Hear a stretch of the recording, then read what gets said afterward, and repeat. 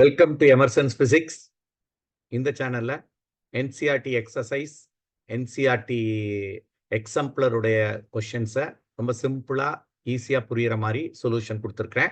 Definitely it will be useful for your board examination as well as for preparation of entrance examination like NEET and JEE. Please subscribe and follow. Compute the fractional change in volume del L del V of a glass slab. எவ்வளவு fraction change ஆயிருக்கு? Del V by V. அதான் fractional change in volume. When subjected to a pressure of 10 atmospheric pressure. Formula. இதுல என்ன வேணும்? Bulk modulus வேணும். Change in pressure கொடுத்தாச்சு. dP by change in volume by original volume. வெளியே எடுத்துருவோம்டா.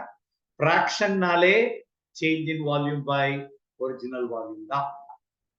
அப்போ dP by K. dP 10 atmospheric pressure 10 into 1.013 into 10 to the power of 5 by என்ன material? Glass. என்ன வேணும் அப்போ? Bulk modulus of glass வேணும். The bulk modulus of glass is note பண்ணிக்கோ 37 point 37 into 10 to the power of 9. ஆக்சுவலா இந்த சம்ல எல்லாம் கொடுத்துருக்கணும். ஸோ இதை நம்ம கால்குலேட் பண்ண வேண்டியதுதான். ஸோ 10 இன்டூ இது 10 to the power of 4 6 ஆக்கிடலாம். 1.03 மேல கொண்டு வா -9, அப்போ -3. 1.013 into 10 to the power of -3 by 37. இதை நீ 100 ஆக்கிடு 10 to the power of -5 by 37. 2.9 என்னவா வரும்? 2.9 புரியுதா பாரு.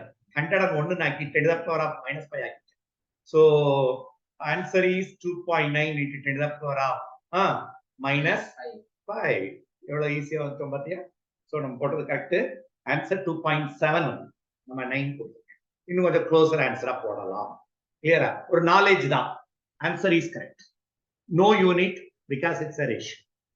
சோ கேட்டது fractional change நாலே change in volume by original volume.